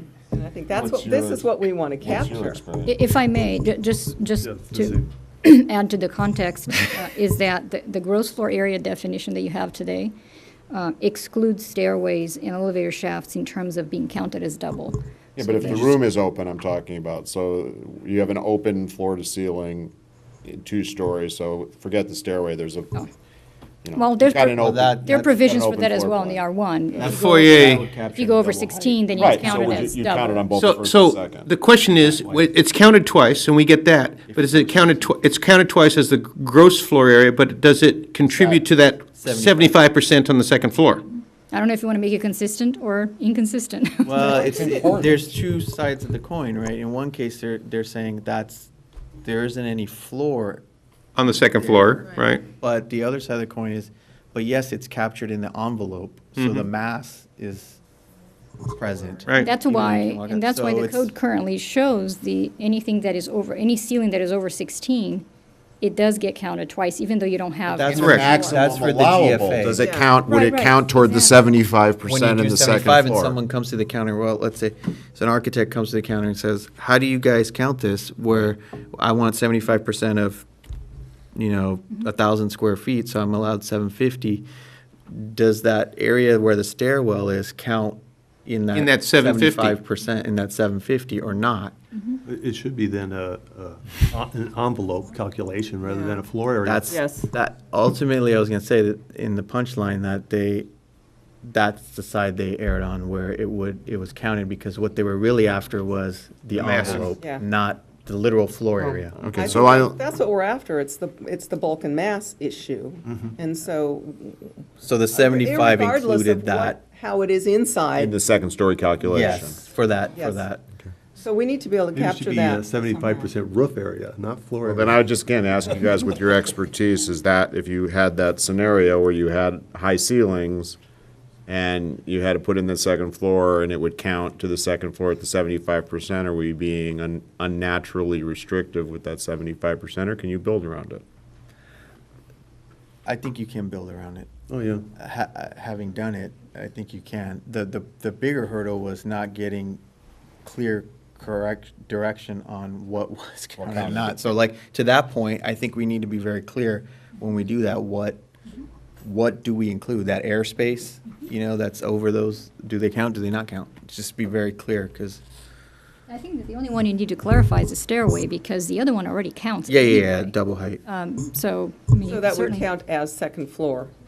Stairways. No, open space. I'm talking about, you know, two-story Foyers. great room. Yeah. It already gets counted toward floor area. But is it No, gonna but see, count as second Leticia, floor there is floor a area? there is a Subtract the difference, second because floor. this exact scenario has happened. We have a ground floor plan, and then we have a 75% on the second floor, but there's a walkway, a catwalk essentially, or a hallway, and on two sides it's open to the ground level, but it's within the envelope of the second story, and the stairwell is there too, so you go there. These sides are counted twice because they're over the 16 feet, but are they counted in addition for that second floor envelope?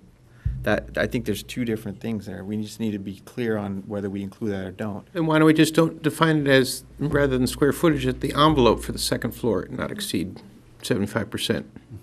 The area contained within. Right. Yeah. Because I think it's. And they can use it any way they want. Yeah, and like I said, what we're getting at is the volume of that second floor. And whether, of the second, of what is, the volume of what's above the first floor, and whether there's a floor there or not, it's still that volume, it appears from the outside as if it's a second floor. And that's the issue. I mean, what I it think starts that to needs do, it makes it a little challenging. What it starts to do is have you physically, because you're basically throwing that square footage away. That's right. It makes you articulate the exterior to basically make it seem as if it's 75%, you know, captured space rather than these holes that are included, but, you know, Yeah. so there, it becomes, I think it can So be I just worked go back around. to Yeah. some of the comments that were made, and again, we're down to the tweaks, but the question is, with all of these variances, is the 75% a hard and fast rule that we want to hit? We can make it what we want, but that's a I'm not question. saying it's not.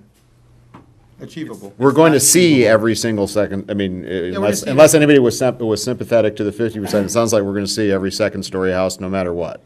So the question is, do we automatically want to put a 75% maximum restriction on it? And take out the Yes, 50%. It's a small town. Okay. Take out the 50, you're talking about taking I'm not taking worried out. about how many houses come in front of us. Well, not having two things, essentially. I'm just saying, what is the most reasonable thing to do?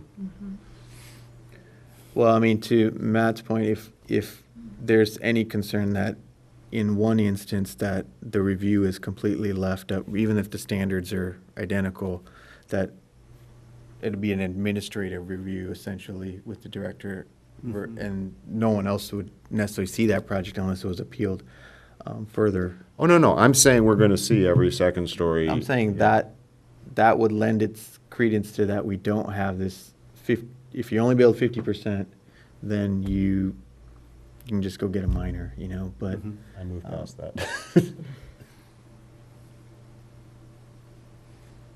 Well, let's think about that a minute, but let me ask a question that John brought up a good point, that what if somebody wanted a colonial-style house? Right. That is a stacked first and second floor?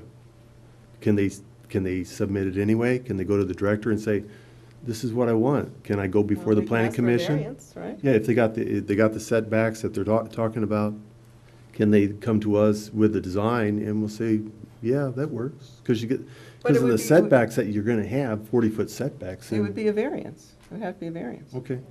Anyone can come ask for a variance, right? That's currently the case, right? People We would have. have to make the findings, The CUP findings, right? the variance findings, if it's a variance. If you're varying from the code on any of the aspects of the zoning code, it would be a variance. Okay. And the findings have to be made. And the findings can't, you know, they're strict findings. They're based on specific physical characteristics of that property that differ from others. So it's not an easy case to make, but anybody, I mean, people can apply if they wish to do so. We've granted them on occasion in the past. Yeah. It'd just be nice to have that mechanism that somebody could ultimately. Yeah. Yeah. Sounds like we can. Really? Because I find it fascinating because, we want to preserve Sierra Madre.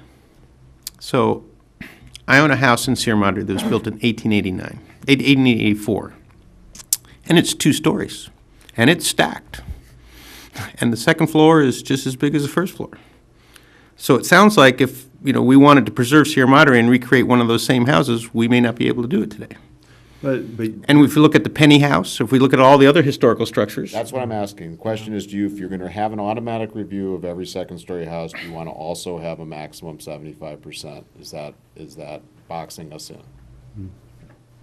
That's the question. I think that was a question that was asked. And part of me, there's a large, in the center of town, I understand it, where we have smaller, single-story houses on smaller lots, but we have a whole section of town, northeast area, the houses on the other side of Santa Anita. Oh, you hit the button. I did that once. Dr. Evil.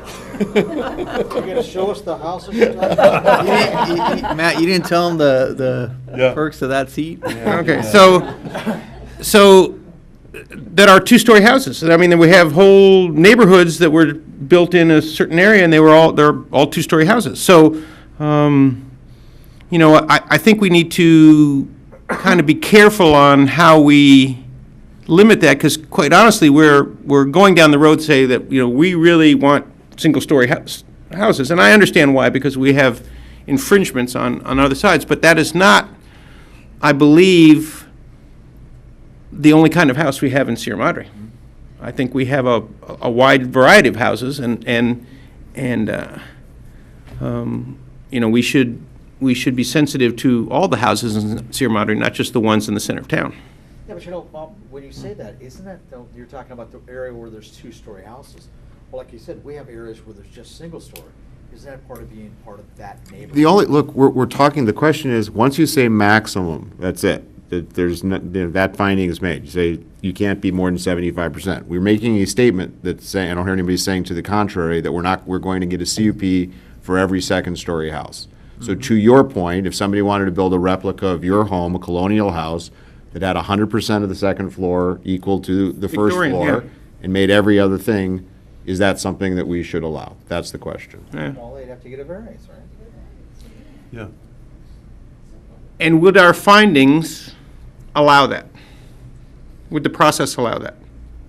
Or would it be that we would kind of fudge one of the findings to just let it happen?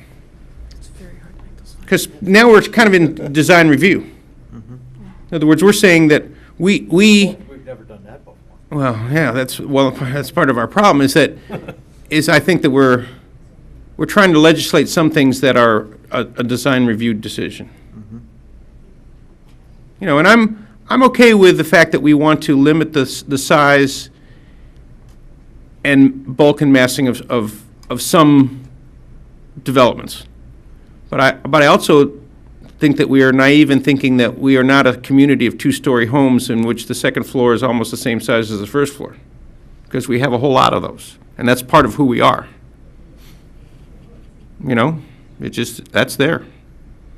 So, whether, we need to do it as a conscientious decision, but we need to also perhaps think about, if somebody wanted to replace the same house they live in now, a meteor falls on it.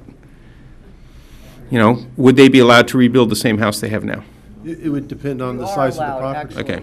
It would depend on the size of the property and the setbacks that they're going to But have. if it's a disaster, if it's a disaster, you can If it's a disaster, you can replace, yes. replace the exact Yeah. same house.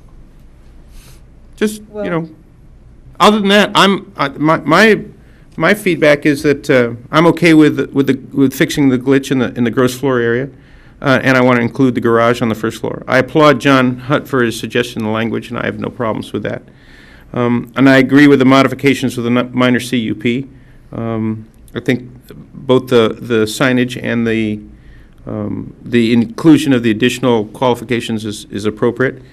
But I also agree with John Vandervelde that allowing a 1,000 square foot house on a small lot is appropriate, because I think we have some of those. I used to own one of those. So You know, I think I think we've heard some things tonight that do reflect the many dimensions that we have in this town, and that we shouldn't, I think we shouldn't totally react to the fact that, you know, we have developers that want to maximize floor space, or we are living adjacent to other communities that seem to ignore, you know, proportionality when they, you know, grant building codes. Yeah, I mean, I think I mean, I looked at this stuff like 10 times, trying to think about how it works, and the issue is, you want to do it with finesse, right? You don't want to take a blunt instrument and hammer it in where maybe it needs a needle and thread, right? You just want to consider all these kind of issues to make sure that the goal, which is preserving the character of Sierra Madre, which is a very eclectic community in terms of homes, requires a really thoughtful approach to changing things like this to make sure that it doesn't end up having unintended consequences in terms of requiring things that end up looking all the same, or not allowing what's already there or something. Or, you know? or what we're asking pretty much is that we will forever and always have houses in which the second floor is no more than 75% of the first floor. So we're locking in a certain design. Certain design. Yeah. Mm-hmm. And is that really what we want? Do we want that kind of homogeneous look, or do we want? I mean, I won't say it was be homogeneous, but as far as the shape, you're definitely creating something that's All those all the houses in the future are going to look alike. Yeah, and I think the bigger point is you wouldn't be able to necessarily recreate classic sort of styles of homes where that's a fundamental premise of sort of a stacked plan. I mean, it could be small, but it could. You would be trending towards homes that would do that with a rule like that. It'd be easiest for them to create homes like that. Yes. And if that's what we agree on, you know. But I think that we should look that in the eye before we go there. Yeah. If I may, one suggestion, you may or may not like that, is also perhaps considering whether the adjacent, at least one of the adjacent properties is a one-story. And if somebody wants to do a two-story next to a one-story, perhaps that would trigger a CUP, and it's not so much just a blanket requirement, but it's appropriate to the setting of that property. That's another possibility that I don't know if you want to explore that. I mean, to me, I think if we don't adopt that sort of 75 threshold, you know, or distribution in floor area, I think that the mere fact of having second stories triggers a CUP covers, meaning that it would come before this body. Okay, and then we could hash out whether the distribution is equitable or doesn't make sense for the style, for and if the style fits the size of the lot and the neighborhood, then by all means. But if it doesn't, then we can make those findings and adjustments. And one of the findings is about it fitting in the neighborhood, right, for a CUP, which is what this is all about when it comes right down to it. I mean, if it were a giant house sitting out in the middle of nowhere, out inside the city, it's not the issue. The issue is, we're not even talking about sight lines. I mean, I think what you're suggesting, Leticia, should be incorporated in, or if it already is, in our findings, in the sense of, does it fit? You know, for example, you got a one story, and then you're going to put a two-story, and the whole block, for example, is 90% one story. Does this make sense? And does it sit high enough to look down on the whole world, or is it? Yeah, and if we already have that as a criteria, then I think we're covered there. But As long as there's a trigger for a CUP from a second story. Second story. Right. You got that, yeah. Nobody's pushing back on that tonight. No. I think we've moved away Yeah, from we're. the 50%. I think we've got that. Yeah. Kevin, what do you got? I'm with the changes John made. I'm with the gross floor area. I was certainly going to stand pat on the second story triggering a CUP. I think that's real important. Well, what do you think about the 75% on the second story? You know, I'm one of those guys where, hey, I'd rather have everything come before us and we'll make the decision. Mm-hmm. I agree with you 100%. If it's just 75%, we're unintentional consequences from that are gonna be maybe nightmarish. Yeah. You know, if my house was built in 1911, if it went down, I'd certainly want to be able to build, and I believe me, my second story is right on top of my first story. So, Yeah, I mean, I don't think there's anything inherently evil about having the second story the same size as the first story. No, no, The but issue what we're it has trying to do. It has to do with how it sits in relation to the houses Exactly. next to it. Yeah. And if we very carefully capture that in how it's reviewed in the CUP, That's right. and it may be we need to consider additional findings like this one, if it's on a street, you know, that's all. The fabric, you know, that- context. That's all single-story houses. For single-family homes, that's already, that Is a is finding? one of the 3 additional findings that is required for CUP. So it's already there as far as being consistent with the neighborhood. And under John's language, it would be also now be included in the minor CUPs as well. That is correct. So that would, that's the benefit that I want to see, yeah. I mean, I have no problem with it, but we need to look at it with our, we need to go in it with our eyes open. We're going to see a lot more of this, and that there are going to be, we just can't say that no house with, a 90% second floor is ever going to be built in Sierra Madre, because I don't think that's a reasonable expectation. Do you want me to take a shot at trying to summarize what we discussed? Well, I wanted to state You wanna my go? thoughts. Oh, go yeah. He's not ready yet. Guess I get to go last. We're out of time, I think I got slapped last time for talking too much, so I'm gonna go here and try to give you my thoughts here at the end. But I think as far as the glitch in the thing, I think that's ad nauseum. I think that needs to be corrected and reflect the base number at 75, and then the 25% you get after that for the 7,500 to 11,000. I think that's a no-brainer. Done. I think I would prefer to stay with the stepped CUP threshold. I think it gets a little onerous and egregious at the lower levels, and I think what you're really capturing is a small amount of square footage when you say, if you stay to 90%, you can avoid seeing all of us here. So I would rather stay at the 2,500, 3,000, and 3,500, the stepped CUP thresholds. Well, I guess this is moot now, but if we were to keep the 75%, which I don't think we are leaning towards, but if we did, I think the consistency needs to be there of the garage inclusion in the base floor calculation, so it's consistent. As far as, I hadn't thought about, and I know we had struck some language here where no primary dwelling should be less than 1,200 square feet or whatever, it was 1,200.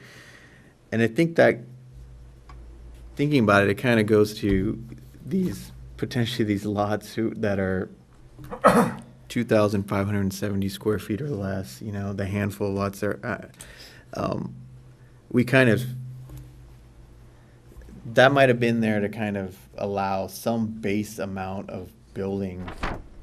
But it on these lots. required, not allowed. I know. So I don't know if there's some merit to saying, and it'd be more of an asterisk, I don't think we change these levels for a lot area and what you get to build, but if the lot size is less than, 2,500 square feet or something, that there would be a minimum amount of built, 1,000 square feet. I mean, even if you had to get a garage on there, you're not talking about a very big house. That's a 600 square foot house. Yeah, not a so 400 square foot. I think there's some merit to that. It's like an oversight. I would like us to cover that if we can somehow. So I don't know if that can be, we don't need to change the levels. I think we would say if you happen to have a lot that's 2,500 square feet or less, then or 2,570. If you look at Residential Canyon, they do an asterisk, just like you said. Okay. Reference the size of the lot. Right. But at some point, you want to go from the calculation to a set number. So what's that? You said you arrived at 2,570 based on. So 30%. The canyon ordinance. Is that the smallest lot? Yeah, if you just look at the canyon ordinance, Yeah. you know what I'm saying? It does exactly what you're saying. Okay. There's an asterisk, and it says, but you can at least, no matter what your lot size, you can build at least 1,000 square feet. Got it. Now, if you just mirrored that language, it would work Okay. perfectly. So I think we should have something like that.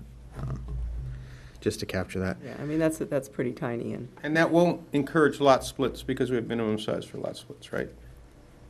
Yes, that's right. As far as this second story 75, I thought, when we kind of suggested or mulled it around, that it would help sort of mitigate how you pushed and pulled the house, but,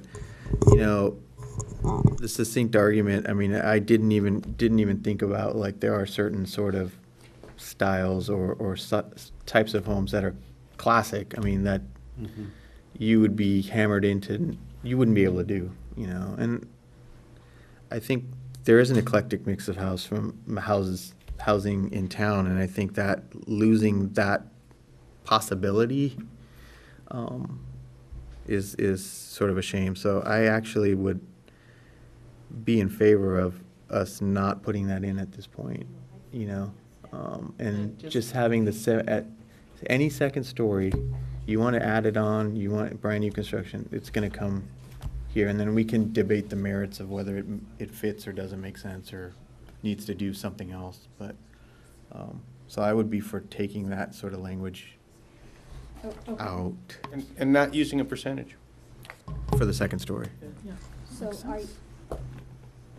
So are we talking about, when we look at the proposed ordinance, the draft ordinance under B, under 025, 1720, 025? You would disappear because it has no basis anymore. Well, B still requires that any second-story addition to an existing single-family house or any new construction proposed to include a second story would be required. Oh, yeah, to get a yeah, conditional use permit. yeah. Requires, But yeah. what we would eliminate is the second sentence where it says, second stories may not exceed 75% of the floor area. That's what we're eliminating. Yeah.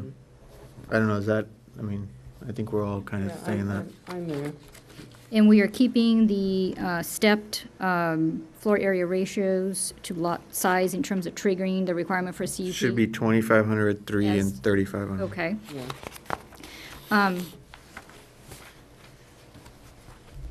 So the issue of a minor CUP, that all goes away as well? because now- Well, I think that language, I don't know what it would affect, but that it be consistent, like, as far as the findings.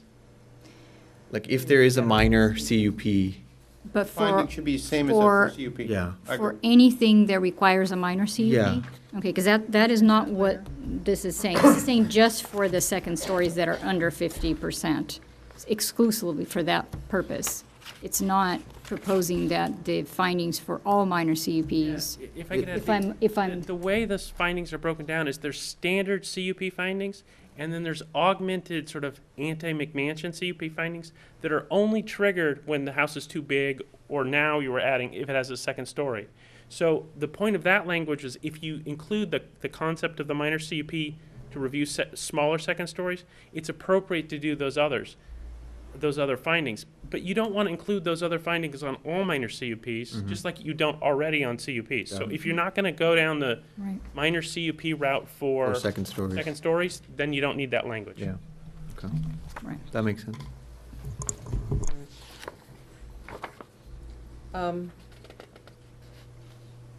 Were we in the middle of hearing someone? Were you? No, go, Leticia was just running back kind of what the changes. Regarding the, again, on John Hutt's letter, under 1720-050, he is recommending under subsection B2, C, he is recommending removal of that subsection. Yes, That was the alignment of like legally non-conforming or yeah, conforming. yeah, absolutely. I completely agree with that.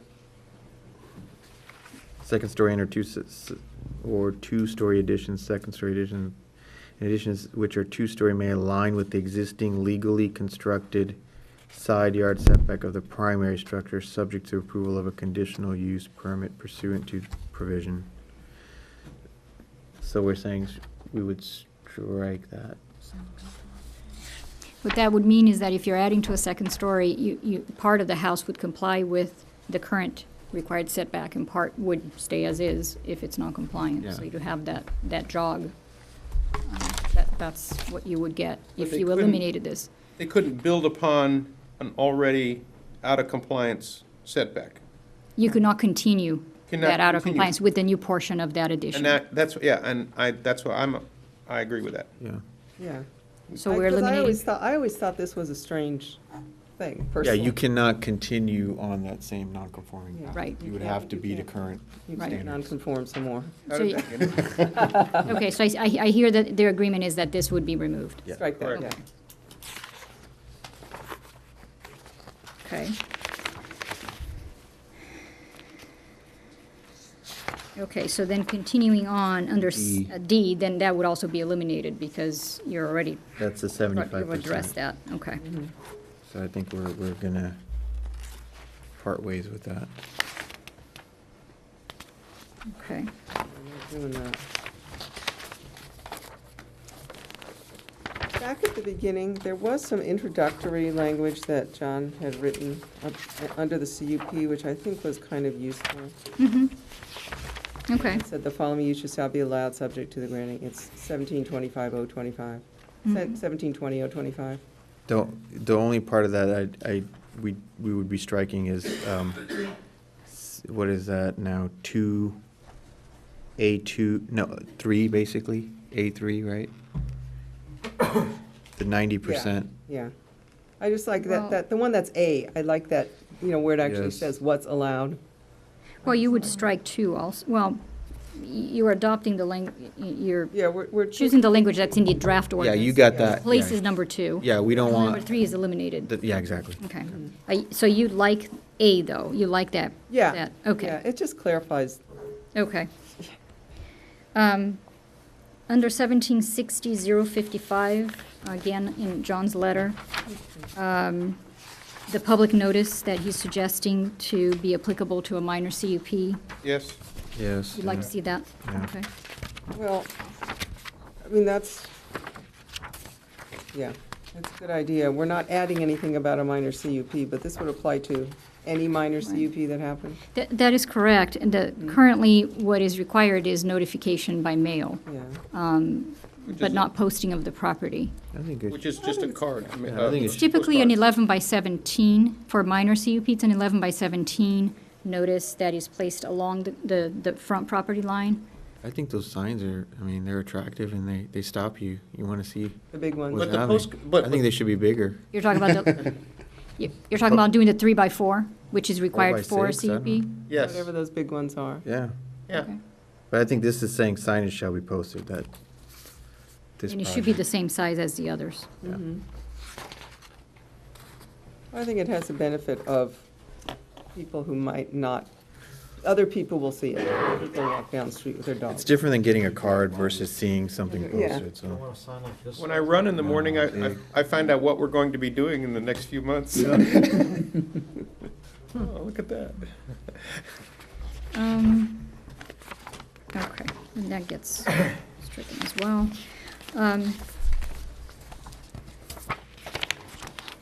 So then, as far as the draft ordinance that we provided then, I know we've gone over the conditionally permitted uses, we've gone over what you wish to do. And then also, for the lot area, we are Yeah, whatever. changing it to match what John Hutt is suggesting. So it's gonna be the first tier, 7,500 and under Mhm. is 35%. Mhm. And then the 7,501 to 11,000 is 2,625 square feet is your base plus 25% over the 7,500. Okay. And then the next tier would be 3,500 square feet plus 10% of lot area over 11,000. Okay. And then you are also eliminating the minimum requirement for 1,250. Yeah. You're agree to that, okay.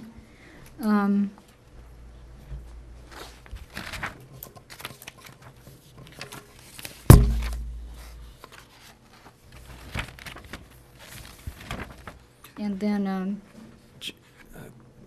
John, one question real quick, sorry. Was there, I thought I saw that you had written somewhere, there was some discrepancy on where we talk about gross floor area versus lot area, or there was, Well, I just, was there inconsistencies with that? In the current code, 172125, that talks about allowable gross floor area, the table says buildable floor area, or building floor area instead of gross floor area. Oh, the table. So if you look at the red line on mine, I changed that to gross floor area to match. Should be the GFA. defined term.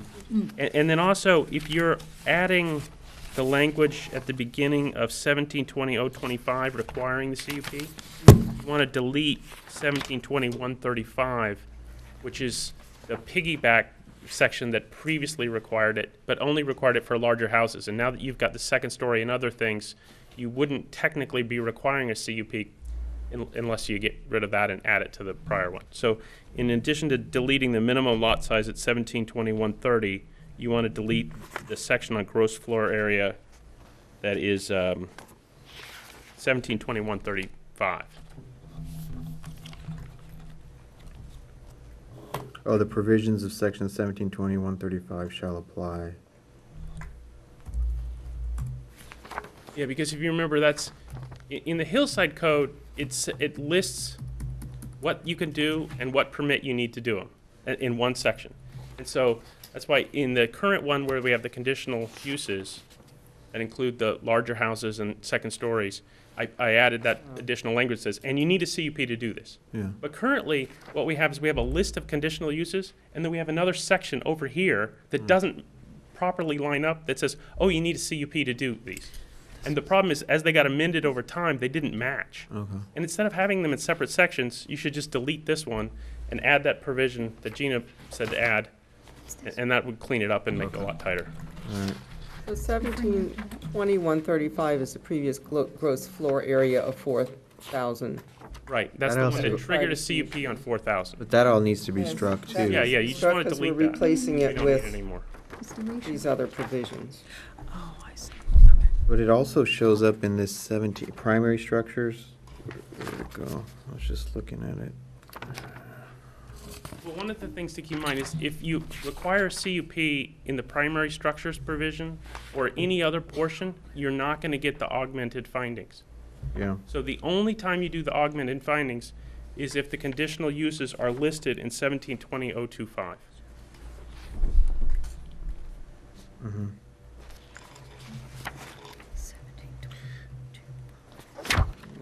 But there's a section here and subsection of that, B3, 3B, I guess, reduce cumulative setback dimensions. It goes to A, then B, and it talks about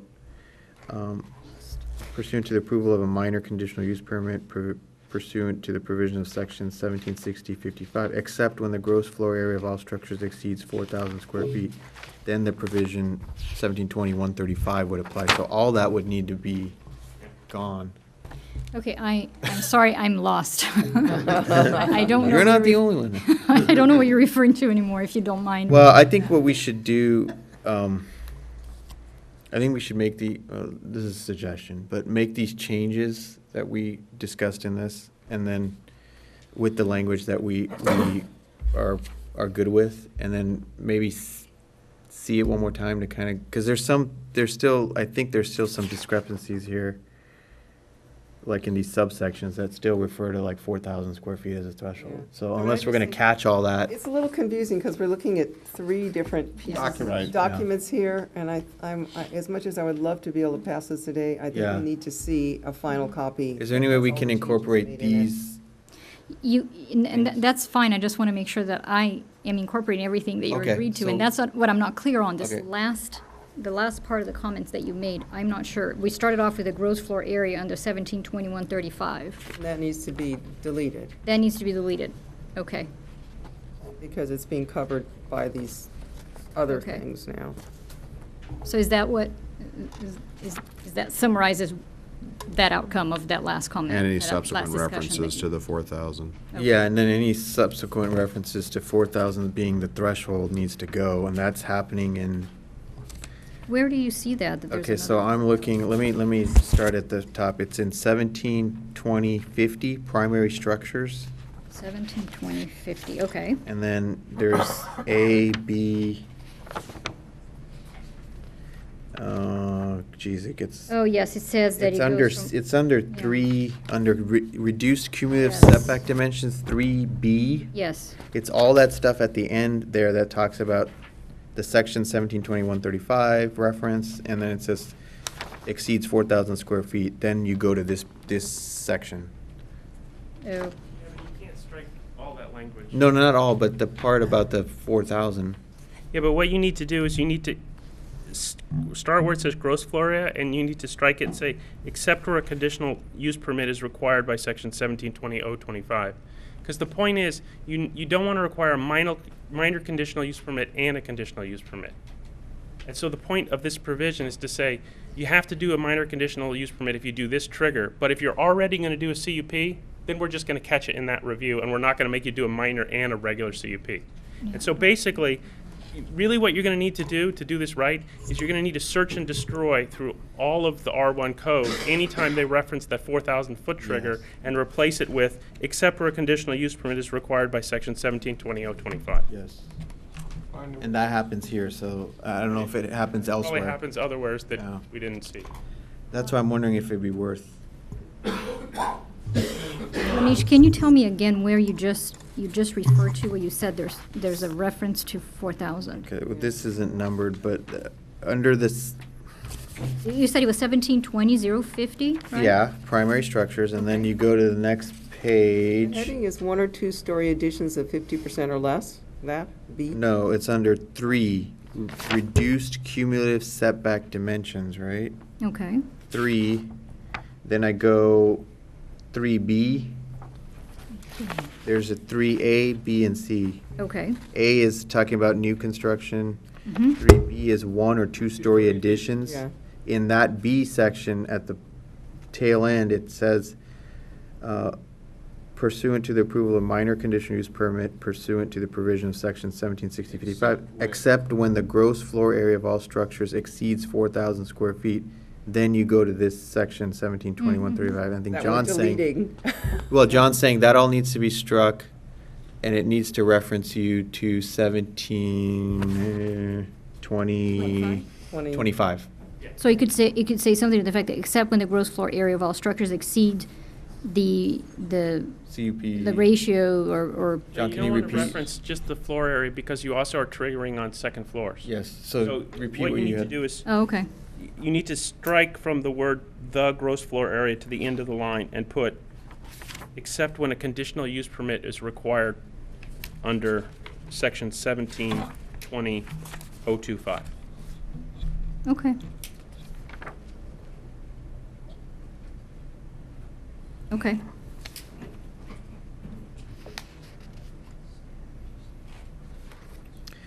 And that might occur somewhere else, I don't know. I As think- far as I- reference to the 4,000. I think this is it. I don't think that there are others.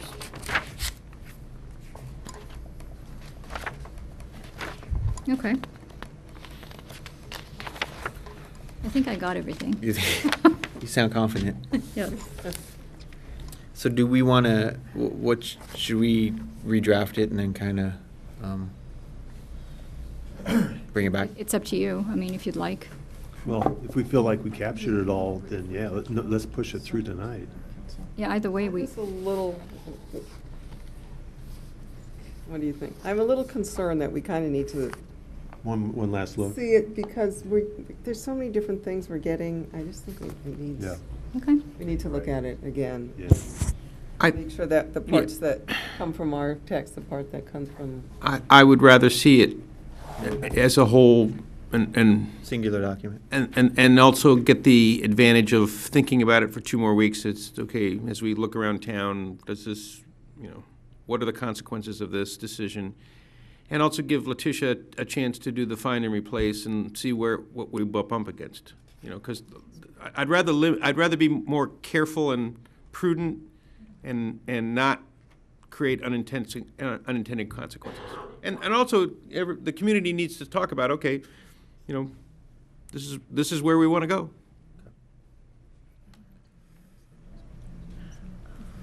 So sounds like we'll be bringing it back Okay. at the next. While we can't be the next, there is a newspaper noticing requirement, and that would mean March 19th. March 5th would be too soon in order to comply with that requirement.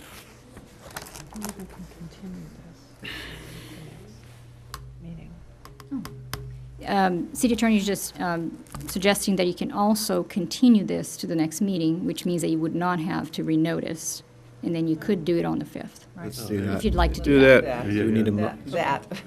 do we need a motion, or we can just? To continue? Yeah. I'll move to continue to the next meeting. Second. Oh. Or third, okay. All in favor? Aye. And that meeting is March? March 5th. Yeah, March 5th. I just want to make sure that's the Okay. meeting we're referring to. All right, that's perfect. That's great. And then you'll send us a clean copy and a red line? Yes, I can do that, So certainly. that way we can We need to look through it. look through it and make sure. Will it it all be in the fits. packet?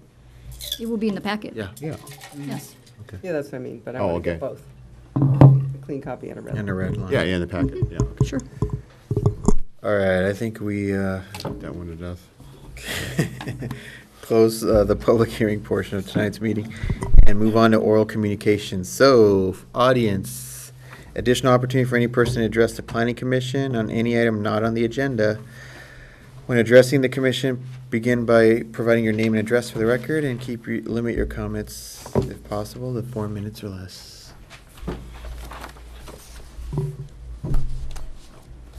Seeing no takers, back to the planning commission.